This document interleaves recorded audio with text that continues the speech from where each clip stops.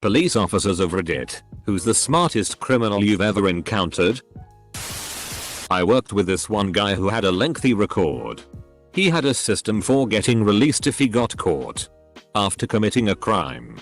If the police were in pursuit and he knew he was about to be cornered, he would act insane. His girl would play along with it, telling the police that he was off his medication. The police would arrest him but then send him to a mental ward with papers instructing the ward to release to police once he was cleared. Once he was in the mental ward, he would cause a distraction that would make the person attending the desk with the file cabinet to leave said cabinet. He would then crawl to the file cabinet, look for his release to police papers, and then would literally eat the papers. When the psych evaluators decided that he was stable enough to be released, there would be no instructions to send him to the police, and he would be released to the general public. He did this about 10 times until police officers noticed him back on the streets. This stunt forced the state to change their procedure for detaining mentally unstable suspects. My favorite was the guy who stole a post office mailbox off the street, repainted it, and then put it next to the night deposit box at a bank. Hung an out of order sign on the deposit box. All the businesses came along and dropped off their deposits in the mailbox. A guy I went to high school had been stealing from Walmart in a pretty clever way. He would grab video games, MP3 players, beer, etc., and throw them away in a trash can in the garden section. The workers never checked the trash contents and he would just wait, sometimes 5 hours, until they emptied the trash in the back dumpster and hop in to get his items. Once he took a cardboard box from a display inside, filled it with video games, a PS3, and extra controllers. He grabbed some tape and pens and drew all over the box and taped it up to make it look used and tossed it. An hour later he had a whole new PS3 and stack of games. I'm not a cop, but I worked crime scene. This guy had attached GPS to the bottom of people's cars who owned houses he wanted to rob. I heard about one person that pulled a shoplifting scam on a large, popular and well-known U.S. retail store. They walked in with some cheap nylon product to get one of those I walked in with as stickers they used to put on returning merchandise. The sticker easily peeled off the product undamaged. They walked to the electronics department, grabbed an expensive box off the shelf and went to customer service. They placed the sticker on the big box and asked if they could return the item without a receipt. Unfortunately, no. Not without the original receipt. Dang it. And they walk out. Customer service even gave the doorman the thumbs up, having just interacted with the customer. This took place before widespread inventory controls and cameras absolutely everywhere. I remember an officer telling me about a B&D alarm he and his team responded to. No one was there to report the alarm. It must have been a security monitoring company that called. When police showed up, everything seemed normal. Most lights were off, and there was an employee still working. Explained he was there working late and must have set off an alarm. They almost believed him until he said UHH before saying the name of the company he worked for. After that it was downhill, but with a little more research he would have pretty much gotten away with it. This was in the late 90s, early zeros. A guy in my dorm came to school solely to deal drugs. He took out student loans, registered for a bunch of 300-person freshman survey courses where he would never be missed, then literally never went to class. All he did was go to raves and concerts and keggers and sell party drugs. After the first semester, he was suspended. He wrote the usual "I was young and dumb and in over my head" sob story, and got put on probation for a semester. So he had a repeat of the full. At the end of the year, he was kicked out and didn't care. He made something on the order of $150K in return for about $8K in student loans to cover a year of housing and tuition. So far as I know, he was never caught. It may have been a short-sighted maneuver in the long run, but in the short run it seemed fairly genius to effectively use federal loans to start your drug business. Working in a home improvement store when younger, this guy came in Went to the snow blowers. Took one and went to the return desk. Said he wanted to return it but had no receipt. They told him you need a receipt, so he says okay, I'll be back, and wheels it off to car through the front door. He did this a few times apparently. Couple places even helped him load it back into his car. Most of them are really stupid, so this guy isn't a criminal mastermind, but here goes. He wanted to rob a jeweler's on our city's main street. So he found out the flat beside the jeweler's was empty and he hid there. For 2 weeks he triggered the alarm on purpose several times a night. Massive headache for the police and the business. We turned up to see nothing there. Nothing on cameras. Thought it was just a fluke, so the jewelers turned off the alarm system and said they'd wait until the morning to get a new one installed or that one rewired because something wasn't right. As soon as he heard that and the police leaving, he tore down the wall. Had already been working on this apparently, and robbed the place, taking his sweet time. Escaped without anyone noticing anything for hours. Until the jewelers came back in the morning. Then he tried to resell something he stole which had a serial number on it and got caught. So not that smart after all. Good effort though. There's a golf course country club in my town that has a PGA tournament scheduled in the next couple years. They have a guy repeatedly breaking in overnight and just lounging around and eating food. All on camera. The club refuses to report it so they don't hurt their chances of the tournament coming. Worked at a jail. After getting off work, I watched an ex-inmate, homeless, being released. He walked over to a patrol car, looked me in the eye, and he elbowed the window in. He was walked back to the entrance and rebooked in. It was middle of January. He didn't want to get too cold. Edit. To the people talking about can't break car windows. That's true. Also depends on the car. The patrol car they used was specifically old model.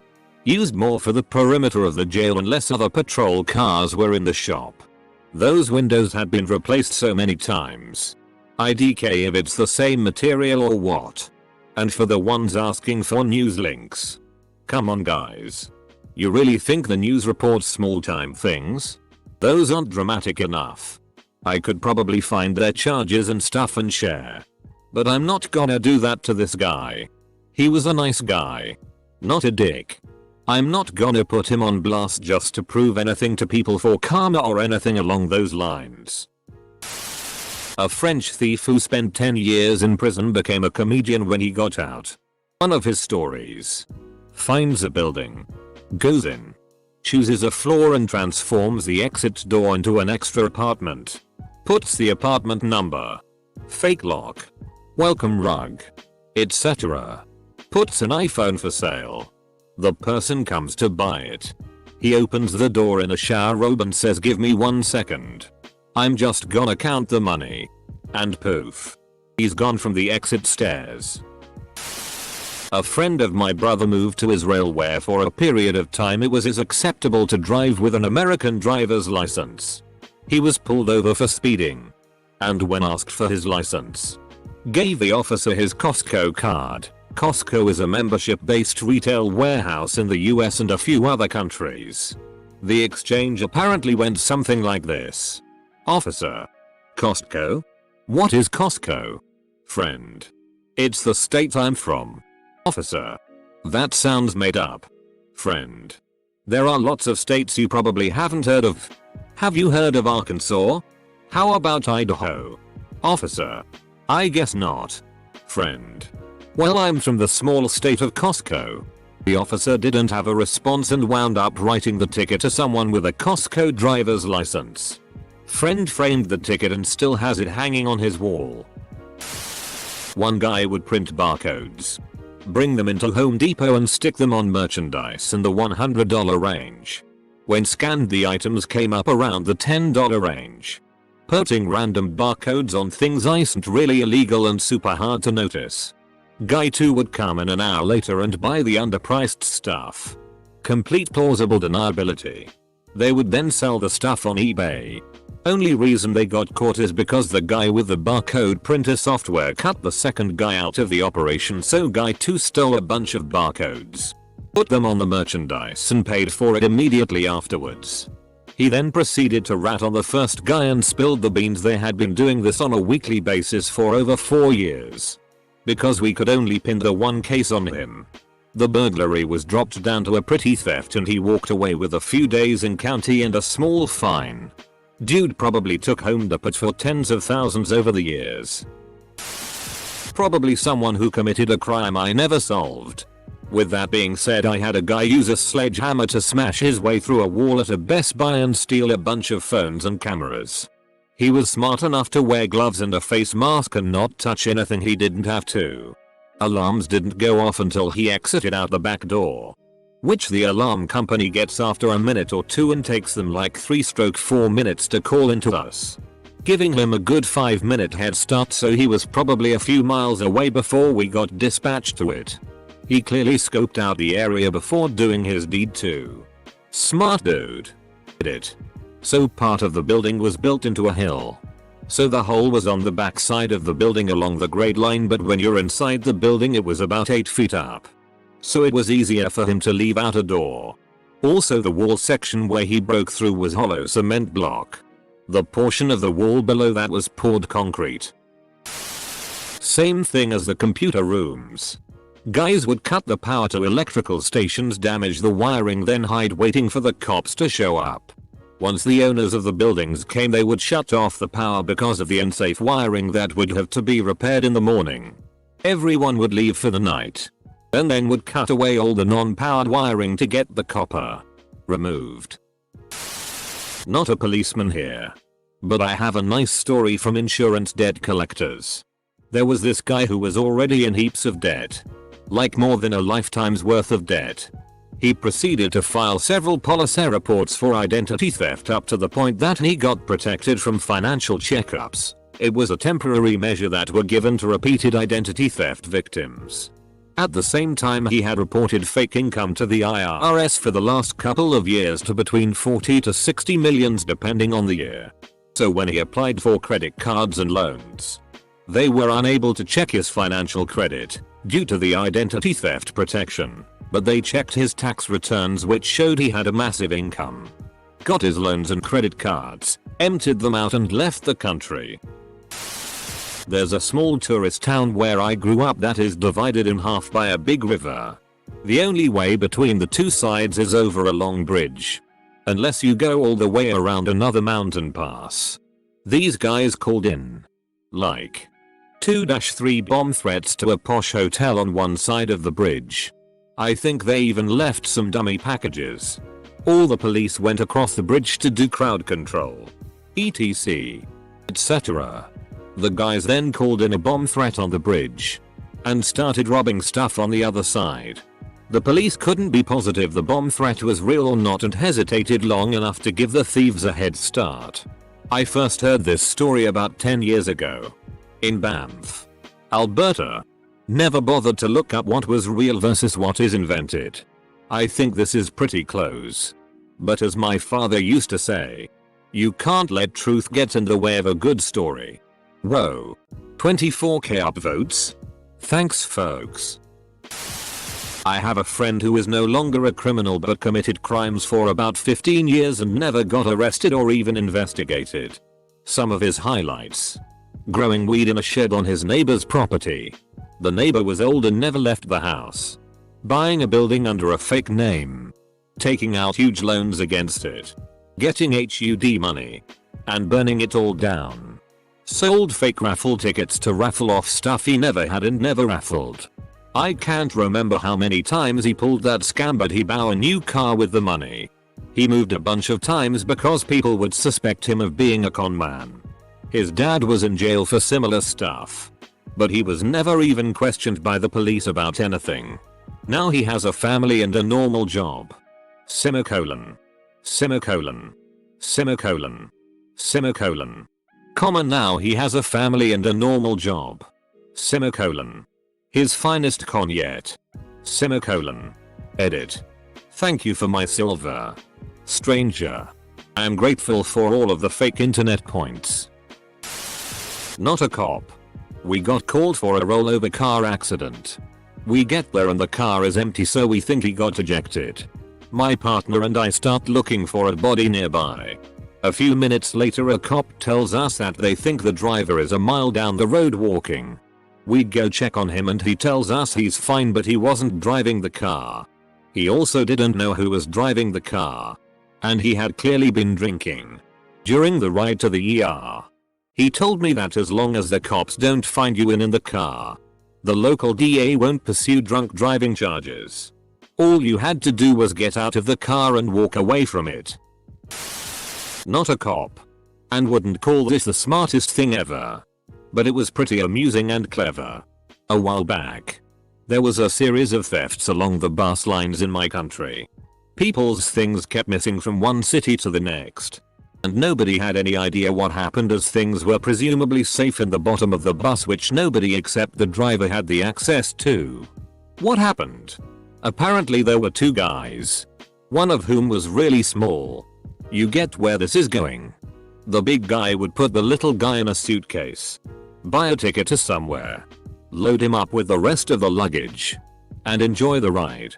While the little guy went out, stole people's electronics, jewelry, cameras and whatnot, then returned to his suitcase until the ride was over. Not really sure how they caught them, but it was pretty amusing to read about. And I found the whole thing clever enough. I remember getting into a festival and seeing a magician guy do tricks on the people searching him to distract them from the drugs he had on him. Spectacular show. And I'm sure he made good profit. If the police officers knew, they'd be talking about it on here. But I doubt it. Not a police officer, but I once dealt with a criminal who forged court documents facilitating his own release from prison. Edit. Whoa. My first silver. Thank you. Kind stranger. Edit. Oh my goodness. Thank you for the gold. My first silver and my first gold in one day. Homeless guy in my hometown figured out if he committed some act of petty theft he'd get a night in jail, a warm place to sleep and a hot meal. He'd show up, turn in his stolen goods and that would be that. After a while the police would just tell him to take back whatever he stole the next day. Quite the town character. Possible urban myth but I like it.